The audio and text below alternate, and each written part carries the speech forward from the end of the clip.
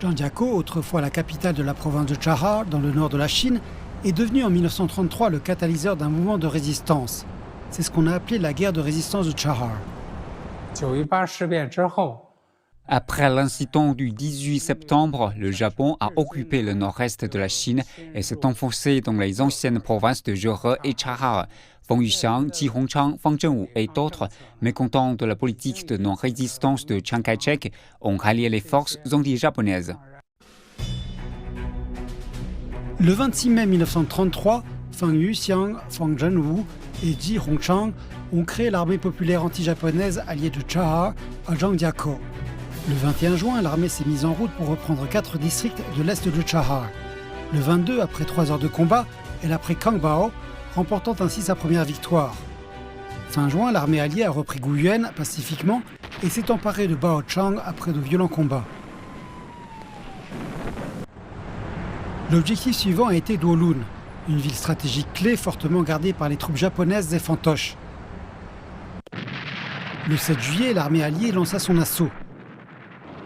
Les Japonais résistèrent farouchement depuis leur position fortifiée, soutenus par un appui aérien.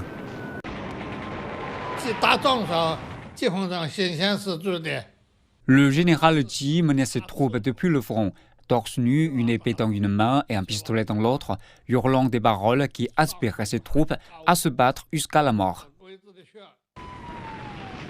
Face au nombre croissant de victimes, le général Ji changea de tactique et envoya dans la ville des soldats déguisés en troupes fantoches.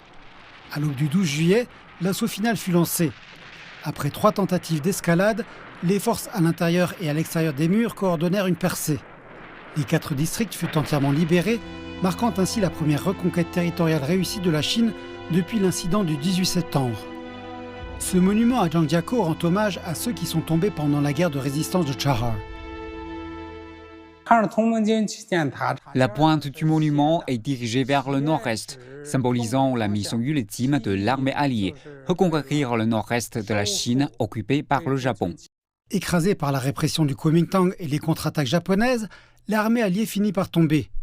Ji Hongchang retourna à Tianjin où il continua à se battre. Après s'être retiré à Tianjin, le général Ji a mobilisé le soutien du public contre l'agression japonaise, a contribué à la formation de l'Alliance antifasciste du peuple chinois, a coédité le drapeau de la bataille nationale avec Xuan Xiafu et a organisé la résistance armée à l'échelle nationale. Bien qu'elle n'ait duré que quelques mois, la guerre de résistance de Chahar a ravivé l'espoir de victoire de la Chine et renforcé l'unité nationale face à l'invasion.